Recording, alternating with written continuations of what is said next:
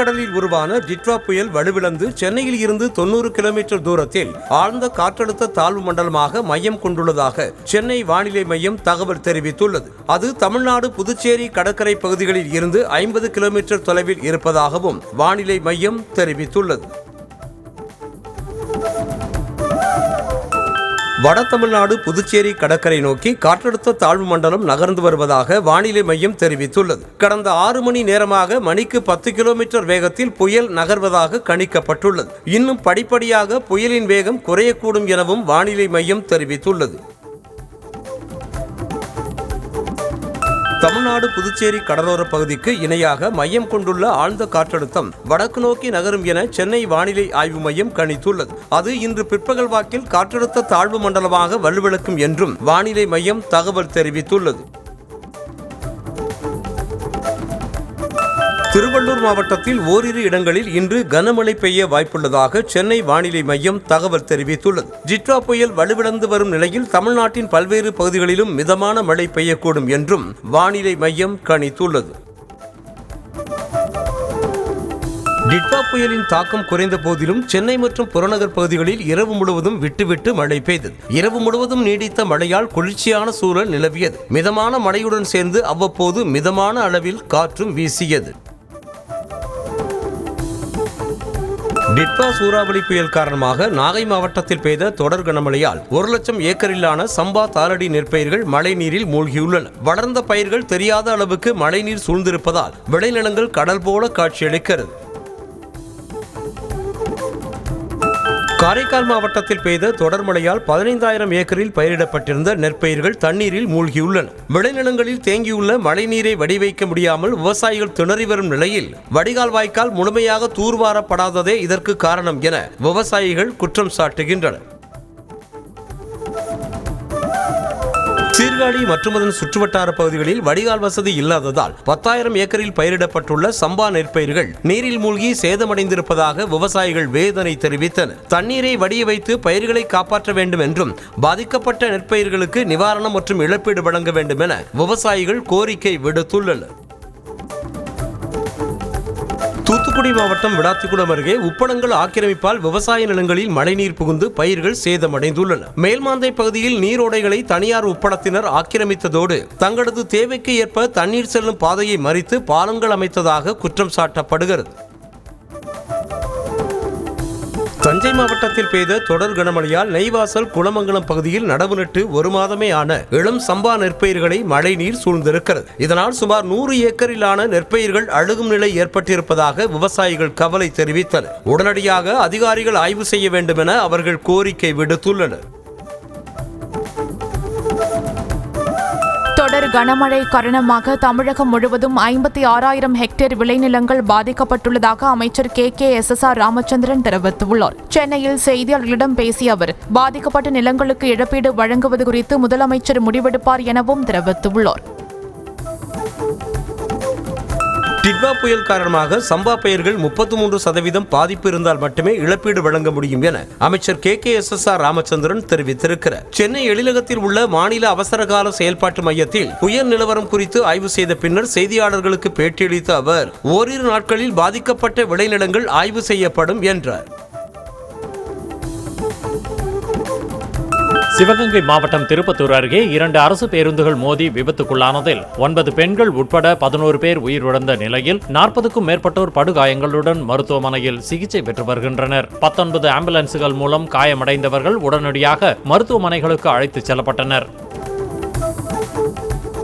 சிவகங்கை மாவட்டம் திருப்பத்தூர் அருகே நிகழ்ந்த பேருந்து விபத்தில் உயிரிழந்தவர்களுக்கு ஆழ்ந்த இரங்கலை தெரிவித்துக் கொள்வதாக முதலமைச்சர் மு.க. ஸ்டாலின் எக்ஸ் தளத்தில் பதிவிட்டிருக்கிறார். விபத்தில் 11 பேர் உயிரிழந்த துயர செய்தி அறிந்ததும் மிகுந்த அதிர்ச்சிக்கும் வேதனைக்கும் உள்ளானதாகவும் காயமடைந்தவர்கள் விரைந்து நலம் பெற விரும்புவதாகவும் முதலமைச்சர் கூறியுள்ளார். சிவகங்கை மாவட்டம் திருப்பத்தூர் அருகே பேருந்து விபத்தில் உயிரிழந்தோர் குடும்பங்களுக்கு எதிர்க்கட்சித் தலைவர் எடப்பாடி பழனிசாமி இரங்கல் தெரிவித்துள்ளார். சாலை பயணங்களுக்காக உரிய பாதுகாப்பு நெறிமுறைகளை பேருந்து ஓட்டுநர்கள் மட்டுமன்றி அனைவரும் தவறாமல் பின்பற்றி பாதுகாப்போடு பயணங்களை மேற்கொள்ள வேண்டும் என அவர் அறிவுறுத்தியுள்ளார். டிட்வா புயலால் பேரழிவை சந்தித்துள்ள இலங்கைக்கு துணை நிற்க தமிழ்நாடு தயாராக உள்ளதாக முதலமைச்சர் மு.க. ஸ்டாலின் தெரிவித்துள்ளார். இலங்கையில் சிக்கி தவித்த தமிழக பயணிகள் 177 பேர் அயலக தமிழர் நலன் மற்றும் மறுவாழ்வுத்துறை சார்பில் மீட்கப்பட்டு தமிழகத்திற்கு அழைத்து வரப்பட்டுள்ளதாக குறிப்பிட்டுள்ளார். சிவகங்கை மாவட்டம் திருப்பத்தூர் அருகே இரு அரசு பேருந்துகள் மோதிக்கொண்ட விபத்தில் 11 பேர் உயிரிழந்த நிலையில் 28 பேர் தொடர் சிகிச்சையில் உள்ளதாகவும் 39 பயணிகள் வீடு திரும்பியதாகவும் அமைச்சர் பெரிய கருப்பன் செய்தியாளர்களிடம் தெரிவித்தார். இந்த விபத்தில் படுகாயமடைந்து திருப்பத்தூர் அரசு மருத்துவமனையில் அனுமதிக்கப்பட்டவர்களை அவர் நேரில் சென்று நலம் விசாரித்தார். ராஜினாமா செய்யும் போது தொகுதி மக்களிடம் செங்கோட்டையன் கேட்டாரா என்று அதிமுக பொதுச் செயலாளர் எடப்பாடி பழனிசாமி கேள்வி எழுப்பியுள்ளார். ஈரோடு மாவட்டம் கோபிச்செட்டிப்பாளையத்தில் பேசிய அவர் அதிமுக தனி பெரும்பான்மையுடன் ஆட்சி அமைக்கும் என்றும் விவசாயம் பற்றி முதல்வர் மு.க. ஸ்டாலினுக்கு என்ன தெரியும் என்று அடுக்கடுக்காக வினவினார். எம்ஜிஆர் மற்றும் பெரியாரை எடப்பாடி பழனிசாமி மறந்துவிட்டதாக துணை முதலமைச்சர் உதயநிதி ஸ்டாலின் விமர்சித்துள்ளார். ஈரோட்டில் பேசிய அவர் தனது கட்சி பெயரில் உள்ள திராவிடத்தை மறந்துவிட்டார் இபிஎஸ் என்றும் அமித்ஷாவின் ஆலோசனைப்படியே செங்கோட்டையன் வேறு கட்சியில் சேர்ந்தார் எனவும் கூறினார். சத்தீஸ்கர் மாநிலம் ராய்ப்பூரில் 60வது தேசிய அளவிலான டிஜிபி ஐஜிபி மாநாட்டில் கலந்து கொண்ட பிரதமர் மோடி மக்கள் வசிக்காத தீவுகளை ஒருங்கிணைப்பதற்கு புதிய திட்டங்களை செயல்படுத்துவதற்கும் செயற்கை நுண்ணறிவு திறனை திறம்பட பயன்படுத்தவும் காவல்துறையினருக்கு அழைப்பு விடுத்தார். தடை செய்யப்பட்ட அமைப்புகளை தொடர்ந்து கண்காணிக்கும் வழிமுறைகளை நிறுவ வேண்டிய அவசியம் உள்ளது என பிரதமர் வலியுறுத்தினார். நேஷனல் ஹெரால்டு பத்திரிகை நிறுவனத்தின் 2000 கோடி ரூபாய் மதிப்பிலான சொத்துக்களை மோசடியாக அபகரிக்க முயன்றதாக நடைபெறும் வழக்கில் அமலாக்கத்துறை புகாரின் பேரில் காங்கிரஸ் தலைவர் சோனியா ராகுல் காந்திக்கு எதிராக டெல்லி பொருளாதார குற்றப்பிரிவு போலீசார் புதிதாக எஃப்ஐஆர் பதிவு செய்துள்ளனர். 9 மாநிலங்கள் மற்றும் ஒரு யூனியன் பிரதேசத்தில் நடைபெற்று வரும் எஸ்ஐஆர் பணிகளின் ஒட்டுமொத்த அட்டவணையையும் ஒரு வாரம் நீட்டித்து தலைமை தேர்தல் ஆணையம் அறிவித்துள்ளது. 2026 பிப்ரவரி 7ஆம் தேதி வெளியிட திட்டமிடப்பட்டிருந்த இறுதி வாக்காளர் பட்டியல் பிப்ரவரி 14ஆம் தேதி வெளியிடப்படும் என அறிவிக்கப்பட்டுள்ளது. டிட்வா புயலின் கோர தாண்டவத்தால் சிக்கி தவிக்கும் இலங்கையில் வெள்ளப்பெருக்கு மற்றும் நிலச்சரிவில் சிக்கி உயிரிழந்தோர் எண்ணிக்கை 334 உயர்ந்திருக்கிறது. மேலும் வெள்ளப்பெருக்கில் சிக்கி காணாமல் போன 100க்கும் மேற்பட்டோரை தேடும் பணிகள் தீவிரமாக நடைபெற்று வருகின்றன. போலீசார், ராணுவத்தினர் உட்பட சுமார் 24,000 பேர் மீட்பு பணிகளில் ஈடுபட்டு வருகின்றனர். வெள்ள பாதிப்பு நிவாரணப் பணிகளில் ஈடுபட்டிருந்த இலங்கை விமானப்படைக்கு சொந்தமான பெல் 212 ரக ஹெலிகாப்டர் விபத்துக்குள்ளானதில் அதனை ஓட்டி சென்ற விமானி உயிரிழந்தார். இலங்கையின் வென்னப்பு லுணுவில பகுதியில் நிவாரணப் பணிகளுக்காக அனுப்பப்பட்ட அந்த ஹெலிகாப்டர் ஜின்வோயா ஆற்றுப்பகுதியில் விழுந்து விபத்துக்குள்ளானது. டிட்வா புயலின் கோர தாண்டவத்தால் பாதிக்கப்பட்டுள்ள இலங்கைக்கு இந்திய விமானப்படையினர் நிவாரணப் பொருட்களை வழங்கினர். தலைநகர் கொழும்பு சென்ற இந்திய விமானப்படையினர் உணவுப் பொருட்களையும் மருத்துவ உபகரணங்களையும் வழங்கினர். ஆபரேஷன் சாகர் பந்து மூலம் இந்தியா இலங்கைக்கு உதவி வருகிறது.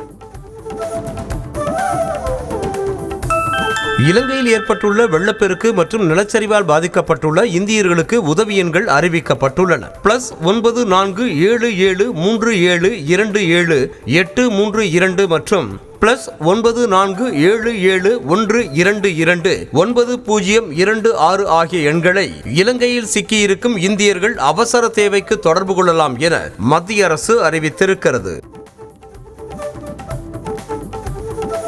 இந்தோனேசியாவின் சுமத்ரா தீவு பகுதிகளில் கனமழையால் ஏற்பட்ட வெள்ளப்பெருக்கின் காரணமாக உயிரிழந்தோர் எண்ணிக்கை 442 உயர்ந்திருக்கிறது. பெரும் சேதம் ஏற்பட்டுள்ளதால் பெரும்பாலான சாலைகளில் போக்குவரத்து துண்டிக்கப்பட்டுள்ளது. மேலும் மின்சாரமும் இணையதள சேவை வசதியும் தற்காலிகமாக நிறுத்தி வைக்கப்பட்டுள்ளதாக தெரிகிறது. கனமழை எச்சரிக்கை காரணமாக புதுச்சேரியில் பள்ளிகளுக்கு மட்டும் இன்று விடுமுறை அளிக்கப்பட்டுள்ளது. புதுச்சேரி, காரைக்கால், மாஹே, ஏனாம் ஆகிய 4 பிராந்தியங்களில் அரசு மற்றும் தனியார் பள்ளிகள் இயங்காது என மாநில கல்வித்துறை அமைச்சர் நமச்சிவாயம் அறிவித்திருக்கிறார். கடலூர் மாவட்டம் பிச்சாவரம் பகுதியில் சுமார் 1000 ஏக்கரில் பயிரிடப்பட்டிருந்த நெற்பயிர்களை மழைநீர் சூழ்ந்திருக்கிறது. வடிகால் கால்வாயை முறையாக தூர்வாராததால் விளைநிலங்களில் தேங்கியுள்ள மழைநீர் வடியவில்லை என விவசாயிகள் வேதனை தெரிவித்தனர். தூர்வாரியதாக அதிகாரிகள் புகைப்படம் எடுத்து செல்கிறார்களே தவிர பிரச்சனைக்கு தீர்வு காண்பதே இல்லை என புகார் கூறினர். டிட்வா புயல் காரணமாக பெய்த கனமழையால் புதுக்கோட்டை மாவட்டம் மீமிசல் பகுதியில் சுமார் 60 ஏக்கர் பரப்பளவு உப்பளங்கள் முழுமையாக சேதமடைந்தன. ஏக்கருக்கு 1 லட்சம் ரூபாய் வரை செலவு செய்து விளைவிக்கப்பட்ட உப்புகள் பிரித்தெடுக்கப்படவிருந்த சூழலில் மழைநீரில் அடித்து செல்லப்பட்டதால் பெரும் நஷ்டம் ஏற்பட்டுள்ளதாக உப்பு உற்பத்தியாளர்கள் கவலை தெரிவித்துள்ளனர். டிட்வா புயல் காரணமாக பெய்த மழையால் செங்கல்பட்டு மாவட்டம் மாமல்லபுரம் கடலோர பகுதியில் குடிசை வீடுகள் அமைத்து வசித்து வந்த இருளர் பழங்குடியின மக்கள் அங்குள்ள சமுதாய கூடத்தில் தங்க வைக்கப்பட்டுள்ளனர். மாமல்லபுரத்திற்கு அருகே தாங்கள் வீடு கட்டிக்கொள்ள அரசு பட்டா வழங்கியிருக்கும் நிலையில் இடம் தேர்வு செய்து கொடுக்கவில்லை என அவர்கள் அதிகாரிகள் மீது புகார் தெரிவித்தனர். கடலூர் மாவட்டம் சிறுபாக்கம் அருகே புயல் காரணமாக பெய்த கனமழையால் கூரை வீடு இடிந்து விழுந்ததில் வயதான தம்பதி அதிர்ஷ்டவசமாக உயிர் தப்பினர். மலையனூரில் கூரை வீட்டில் வயதான தம்பதி வசித்து வந்த நிலையில் கனமழை காரணமாக திடீரென வீட்டின் சுவர் இடிந்து விழுந்ததில் பீரோ, டிவி உள்ளிட்ட பொருட்கள் சேதமடைந்தன. புதுக்கோட்டை மாவட்டம் மணமேல்குடி அருகே வீடுகளை சுற்றி மழைநீர் தேங்கியிருப்பதால் குடியிருப்பு வாசிகள் கடும் அவதியடைந்துள்ளனர். கிருஷ்ணாஜிப்பட்டினம் ஊராட்சிக்கு உட்பட்ட எம்ஜிஆர் நகர் மற்றும் அப்துல் கலாம் நகரில் உள்ள வீடுகளை சுற்றியும் தெருக்கள் மற்றும் சாலைகளிலும் மழைநீர் தேங்கியிருப்பதால் சுகாதார சீர்கேடு ஏற்படும் அபாயம் ஏற்பட்டுள்ளது. ராமேஸ்வரம் நகர் பகுதியில் டிட்வா புயலால் மின்கம்பம் சாய்ந்து விழுந்து 3 நாட்களாகியும் சரி செய்யப்படாததால் ஆத்திரமடைந்த பொதுமக்கள் தனுஷ்கோடி ராமேஸ்வரம் தேசிய நெடுஞ்சாலையில் மறியலில் ஈடுபட்டனர். மின்கம்பம் சாய்ந்து விழுந்ததால் ராமேஸ்வரம் நகராட்சிக்கு உட்பட்ட ராஜகோபால் நகர், நேதாஜி நகர், பள்ளிவாசல் தெரு உள்ளிட்ட பகுதிகளில் கடந்த 3 நாட்களாக மின்சாரம் தடைப்பட்டது. டிட்வா புயல் காரணமாக திருவள்ளூர் மாவட்டம் கும்மிடிப்பூண்டியில் பெய்த கனமழையால் தாழ்வான சாலைகளில் கழிவுநீருடன் மழைநீர் கலந்து குளம்போல தேங்கியதால் வாகன ஓட்டிகள் சிரமத்திற்கு ஆளாகினர். கொல்கத்தா தேசிய நெடுஞ்சாலையில் சட்டவிரோதமாக தொழிற்சாலை கழிவுகளும் வெளியேற்றப்பட்டுள்ளதால் துர்நாற்றம் வீசுவதாக மக்கள் புகார் தெரிவிக்கின்றனர். விழுப்புரம் மாவட்டம் காரப்பட்டு அரசூர் இடையே மலட்டாற்றின் குறுக்கே அமைந்துள்ள தரைப்பாலத்தில் மழையால் மண்ணரிப்பு ஏற்பட்டு ராட்சத பள்ளம் ஏற்பட்டது. இதனால் கடும் சிரமத்திற்கு ஆளாகி வரும் அப்பகுதி மக்கள் பள்ளத்தை சரி செய்து பாலத்தை விரைந்து சீரமைக்க வேண்டும் என மாவட்ட நிர்வாகத்துக்கு கோரிக்கை விடுத்துள்ளனர். தூத்துக்குடி மாவட்டம் ஓட்டப்பிடாரம் அருகே 500க்கும் மேற்பட்ட குடியிருப்பு பகுதிகளில் மழைநீர் சூழ்ந்திருக்கும் நிலையில் அதனை நேரில் பார்வையிட்ட திமுக எம்எல்ஏ சண்முகையாவை அப்பகுதி மக்கள் முற்றுகையிட்டு வாக்குவாதத்தில் ஈடுபட்டனர். KVK நகரில் மழைநீர் தேங்கியிருக்கும் நிலையில் அதனை வெளியேற்ற அதிகாரிகள் எந்த நடவடிக்கையும் எடுக்கவில்லை என மக்கள் குற்றம் சாட்டினர். ஈரோடு மாவட்டம் கோபிச்செட்டிப்பாளையத்தில் EPS பொதுக்கூட்டத்திற்கு வந்த தொண்டர் மயங்கி விழுந்து உயிரிழந்தார். கொண்டையம்பாளையத்தைச் சேர்ந்த 43 வயதான அர்ஜுனன் கூட்டம் நடைபெறும் மேடை அருகே நின்றிருந்த போது மயங்கி விழுந்தார். ஆம்புலன்ஸ் மூலமாக மருத்துவமனைக்கு கொண்டு செல்லும் வழியில் அவர் பரிதாபமாக உயிரிழந்தார். சென்னை புதுவண்ணாரப்பேட்டை பூண்டி தங்கம்மாள் தெருவில் மீனவர் குடியிருப்பை சுற்றி சுற்றுச்சுவர் கட்ட எதிர்ப்பு தெரிவித்து மாநகராட்சி உதவி பொறியாளர் மீது தாக்குதல் நடத்தியதாக திமுக வட்ட செயலாளர் மீது போலீசில் புகார் அளிக்கப்பட்டுள்ளது. ஆக்கிரமிப்பாளருக்கு ஆதரவாக திமுக வட்ட செயலாளர் கஜேந்திரன் கட்டுமான பணியை தடுத்ததாக கூறப்படுகிறது. செங்கல்பட்டு மாவட்டம் மாமல்லபுரம் நகராட்சி நிர்வாகம் சார்பில் டிட்வா புயலால் வாழ்வாதாரம் பாதிக்கப்பட்டுள்ள சுமார் 2000 மீனவ குடும்பங்களுக்கு அரிசி, பால் உள்ளிட்ட அத்தியாவசிய பொருட்கள் வழங்கப்பட்டன. மாமல்லபுரம் மீனவ குப்பம், வெண்புருஷ்பம், தேவநேரி உள்ளிட்ட பகுதிகளைச் சேர்ந்த மீனவர்கள் புயலால் கடலுக்கு செல்ல முடியாமல் வாழ்வாதாரம் பாதிக்கப்பட்டு தவித்து வந்தனர். ஜாக்டோ ஜியோ சார்பாக நடைபெறும் போராட்டங்களில் பங்கேற்கப் போவதாக தமிழ்நாடு செவிலியர்கள் மேம்பாட்டு சங்கம் தெரிவித்துள்ளது. டிசம்பர் 18ஆம் தேதி மாவட்ட தலைநகரங்களில் நடத்தவிருந்த உண்ணாவிரத போராட்டத்தை சென்னையில் நடத்துவது என்றும், வரும் 4ஆம் தேதி தமிழ்நாடு அரசு ஊழியர் சங்கத்தினர் நடத்தும் மறியல் போராட்டத்தில் முழுமையாக பங்கேற்க உள்ளதாகவும் அறிவித்துள்ளது. திருப்பூர் மாவட்டம் பல்லடம் அருகே விசைத்தறி உரிமையாளர் வாங்கிய கடனுக்காக கந்துவட்டி கும்பல் அடியாட்களோடு சென்று அவரை தாக்கிவிட்டு விசைத்தறியை கலற்றி சென்றதாக புகார் எழுந்திருக்கிறது. கரடிவாவியைச் சேர்ந்த ஜெகநாதன் என்பவர் செந்தாமரை கண்ணனிடம் வாங்கிய 4,50,000 ரூபாய் கடனை திருப்பி செலுத்திய பின்னரும் அதிக தொகை கேட்டு கந்துவட்டி கும்பல் மிரட்டியதாக கூறப்படுகிறது.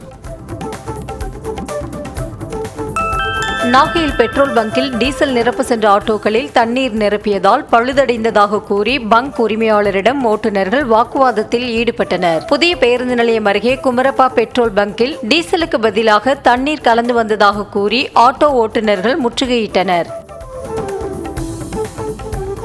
கடலூர் மாவட்டம் சிதம்பரம் அருகே அண்ணியின் தலையை தனியாக துண்டித்து கொலை செய்த கொடுந்தனை போலீசார் கைது செய்தனர். காட்டுக்கூடலூர் கிராமத்தைச் சேர்ந்த தமிழரசி கணவரை விட்டு பிரிந்து அவரது தம்பி பாலகிருஷ்ணனோடு வசித்து வந்ததாக தெரிகிறது. கணவரின் தம்பிகள் பாலகிருஷ்ணனும் முருகானந்தமும் பாலியல் துன்புறுத்தல் செய்வதாக தமிழரசி புகார் அளித்த நிலையில் பாலகிருஷ்ணன் தமிழரசியை வெட்டி கொலை செய்தார். இன்னும் ஓரிரு ஆண்டுகளில் இந்தியா வளர்ந்த நாடாக மாறும் என ஆளுநர் ஆர்.என். ரவி நம்பிக்கை தெரிவித்திருக்கிறார். சென்னை மணலி புதுநகரில் ஐயா வைகுண்ட தர்மபதி கோவிலில் நடைபெற்ற அம்பாள் உதய தின யாத்திரை தொடக்க விழாவில் கலந்து கொண்ட அவர் பொருளாதாரத்தில் உயர்ந்தது போல ஆன்மீக எழுச்சியும் இந்தியாவில் கணிசமாக அதிகரித்திருப்பதாக கூறினார். மதுபானங்களால் இளைஞர்கள் சீரழிந்து வரும் நிலையில் மதுவிலக்கு தொடர்பாக மத்திய பாஜக அரசுக்கு என்ன நிலைப்பாடு உள்ளது என விசிக தலைவர் திருமாவளவன் கேள்வி எழுப்பினார். விஐடி பல்கலைக்கழகத்தில் நடைபெற்ற நிகழ்ச்சியில் பங்கேற்று பேசிய அவர் மத்திய பாஜக அரசு கார்ப்பரேட் முதலாளிகளுக்கு தரும் அக்கறை சலுகைகள் எளிய மக்களுக்கு செய்து தரவில்லை என சாடினார்.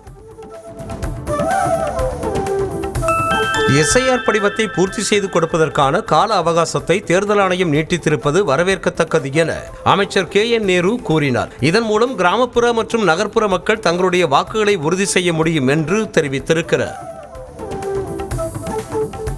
கரூர் மாவட்டத்தில் பல்வேறு திட்டங்கள் செயல்படுத்துவதற்காக தனது MP நிதியில் இருந்து 3 கோடி ரூபாய் ஒதுக்கியதை முன்னாள் அமைச்சர் செந்தில் பாலாஜி திருப்பி அனுப்பியதாக அதிமுக MP தம்பிதுரை குற்றம் சாட்டியிருக்கிறார். டெல்லியில் செய்தியாளர்களுக்கு பேட்டியளித்த அவர் மாநிலங்களில் காவல்துறையை நவீனமயமாக்க வழங்கப்பட்டு வரும் நிதியை மத்திய அரசு குறைத்து வருவதாக சாடினார். 2026 தேர்தலில் தமிழ்நாட்டில் கூட்டணி ஆட்சிதான் அமையும் என்று தெரிவித்த பிரேமலதா விஜயகாந்த் கூட்டணி தர்மத்தை மதிக்கும் கட்சிகளுக்குத்தான் எதிர்காலம் உள்ளது என்று கூறினார். திமுக தேர்தல் வாக்குறுதியில் 50% நிறைவேற்றி உள்ளதாகவும் மீதமுள்ள வாக்குறுதியை அடுத்த 4 மாதங்களில் நிறைவேற்ற வேண்டும் எனவும் பிரேமலதா கூறினார். அன்புமணி என்னிடமிருந்து கட்சியை பறித்துக் கொண்டது திருட்டு செயல் என காட்டமாக விமர்சித்துள்ள ராமதாஸ் தேர்தல் ஆணையம் அன்புமணிக்கு உடந்தையாக உள்ளது என்றும் குற்றம் சாட்டியுள்ளார். மேலும் கட்சியை பறித்துக் கொண்டது சொல்ல முடியாத உயிர் பறிப்போன செயல் என்றும் கண்ணீர் வடிக்கிறேன் கலங்கி நிற்கிறேன் எனவும் உருக்கமாக அறிக்கை வெளியிட்டுள்ளார்.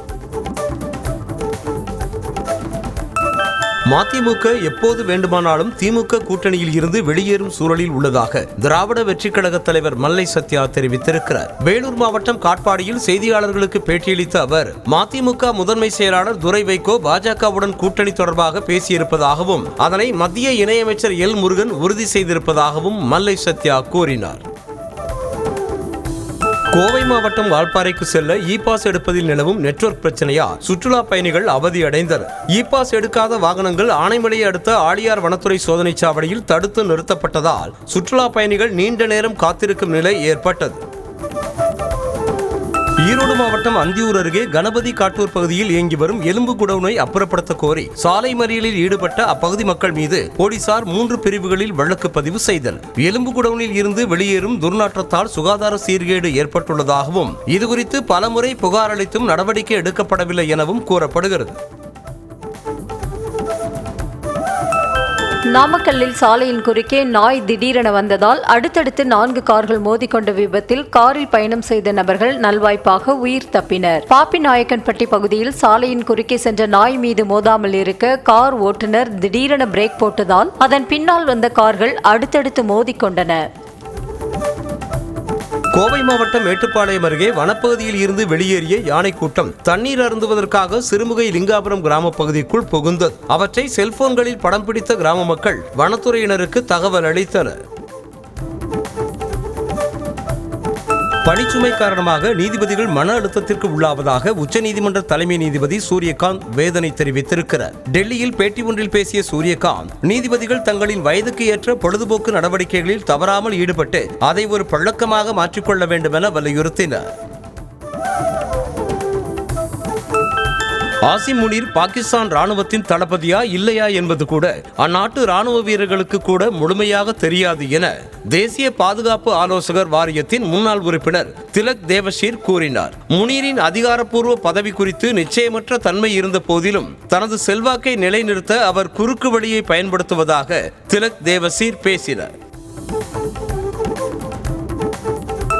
தனக்கும் கர்நாடக முதலமைச்சர் சித்தராமையாவுக்கும் எந்த கருத்து வேறுபாடும் இல்லை என கர்நாடக துணை முதலமைச்சர் DK சிவகுமார் கூறினார். டெல்லிக்கு சென்றபோது MLA-க்களை அழைத்து சென்றதில் தனக்கு எந்த பயனும் இல்லை என்றார். பிறர் முதுகில் குத்துபவன் தான் இல்லை என்றும் எதுவாக இருந்தாலும் நேருக்கு நேர் எதிர்கொள்வேன் எனவும் அவர் கூறினார். மணிப்பூர் தலைநகர் இம்பாலில் 12வது மணிப்பூர் சங்கை திருவிழாவையொட்டி பல்வேறு கலை நிகழ்ச்சிகள் நடைபெற்றன. மணிப்பூர் மாநிலத்தின் கலாச்சாரம், சுற்றுலா மற்றும் பண்பாடு ஆகியவற்றை வெளிப்படுத்தும் நோக்கில் நிகழ்ச்சிகள் நடைபெற்றன. பெண்கள் பாரம்பரிய உடையணிந்து நடனமாடி அனைவரையும் பரவசப்படுத்தினர்.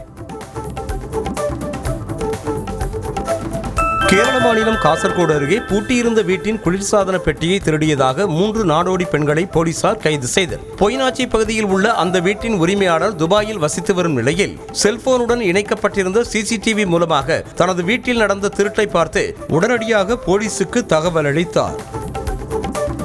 ஆந்திர மாநிலம் சித்தூரில் கள்ளக்காதலனோடு சேர்ந்து கணவனை கொலை செய்ய முயன்று தலைமறைவாக இருந்து வந்த மனைவியையும் கள்ளக்காதலனையும் போலீசார் கைது செய்தனர். கோதிக்குட்டாவைச் சேர்ந்த C. வெங்கடேஷ் ராணுவத்தில் பணியாற்றி வந்த நிலையில் அவரது மனைவி சில்பாவுக்கும் நூனேவாரி பள்ளியைச் சேர்ந்த M. வெங்கடேஷுக்கும் தகாத உறவு ஏற்பட்ட நிலையில் கணவரை தீர்த்து கட்ட ஷில்பா முடிவு செய்ததாக தெரிகிறது. தாய்லாந்தில் கனமழை நின்ற பிறகும் கூட பல இடங்களில் வெள்ளம் வடியாததால் பொதுமக்களின் இயல்பு வாழ்க்கை பாதிக்கப்பட்டுள்ளது. வெள்ளத்தில் சிக்கக்கூடாது என பாலத்தில் நிறுத்தி வைத்திருந்த கார்களை உரிமையாளர்கள் மீண்டும் எடுத்து சென்றனர்.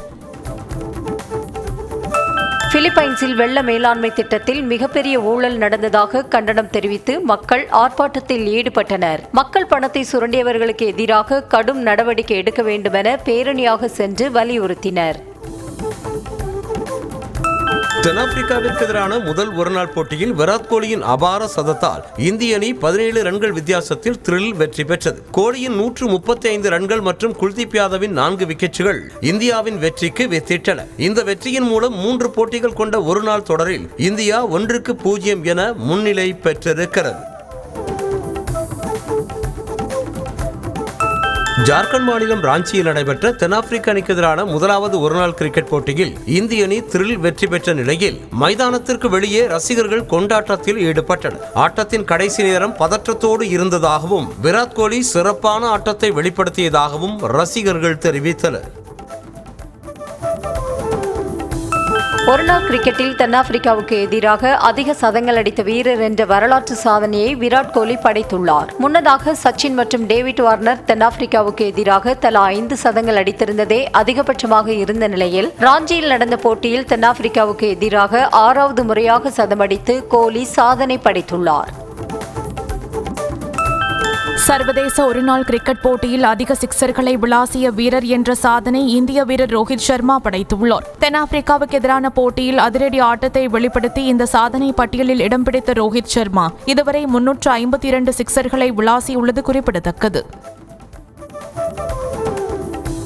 டெஸ்ட் கிரிக்கெட் போட்டிகளில் ஓய்வு முடிவை திரும்ப பெற்று விராட் கோலியும் ரோஹித் சர்மாவும் அணிக்கு திரும்பினால் இந்திய அணிக்கு நல்லது என இங்கிலாந்து அணியின் முன்னாள் வீரர் கெவின் பீட்டர்சன் கூறியிருக்கிறார். ரோஹித், கோலி ஆகியோரை அணியில் இணைக்கும் பேச்சுவார்த்தை பாதி உண்மை என்றாலும் அதை நாம் உற்று நோக்க வேண்டும் என பீட்டர்சன் கருத்து தெரிவித்திருக்கிறார். இந்திய கிரிக்கெட் வீரர் ஸ்ரேயாஸ் ஐயரும் நடிகை மிருனால் தாக்கூரும் ரகசியமாக காதலித்து வருவதாக இணையத்தில் தகவல் கசிந்துள்ளது. இருவரும் தங்களின் கேரியரில் பிஸியாக இருப்பதால் தங்களின் நண்பர்களின் பார்ட்டி மற்றும் விழாக்களில் மட்டும் சந்தித்து காதலை வளர்த்து வருவதாகவும் கூறப்படுகிறது. பெர்த் டெஸ்ட் கிரிக்கெட் போட்டி தோல்வியில் இருந்து வலுவாக மீண்டு வருவோம் என இங்கிலாந்து அணியின் கேப்டன் பென் ஸ்டோக்ஸ் நம்பிக்கை தெரிவித்தார். ஆஷஸ் தொடரின் முதல் போட்டியில் ஆஸ்திரேலியாவுக்கு எதிரான போட்டியில் இங்கிலாந்து அணி மோசமான தோல்வியை தழுவியது. அடுத்த 4 டெஸ்ட் போட்டிகளிலும் சிறப்பான ஆட்டத்தை வெளிப்படுத்துவோம் என ஸ்டோக்ஸ் கூறினார். அண்மையில் கோவாவில் நடந்து முடிந்த சர்வதேச இந்திய திரைப்பட விழாவில் காந்தாரா திரைப்படத்தில் வரும் ஓ என்ற ஆக்ரோஷமான ஓசையை நடிகர் ரன்வீர் சிங் கிண்டலடிக்கும் வகையில் முகபாவத்துடன் செய்து காட்டியதன் வீடியோ இணையத்தில் வைரலாகி சர்ச்சையை ஏற்படுத்தி இருக்கிறது. கன்னடர்களின் தெய்வத்தை ரன்வீர் கேலி செய்வதாகவும் அதற்கு அவர் மன்னிப்பு கேட்க வேண்டும் என போர்க்குரல் எழுந்திருக்கிறது. திருச்சி மாவட்டம் வாத்தலை அருகே கூடலூர் கிராமத்தில் அருள்மிகு பூர்ணாம்பாள் புஷ்கலாம்பாள் சமேத ஐயனார் சுவாமி கோவிலில் மகா கும்பாபிஷேக விழா வெகு விமரிசையாக நடைபெற்றது. அதில் சுற்றுவட்டார கிராமங்களை சேர்ந்த திரளான பக்தர்கள் கலந்து கொண்டு சுவாமி தரிசனம் செய்தனர். அனைவருக்கும் அன்னதானம் வழங்கப்பட்டது.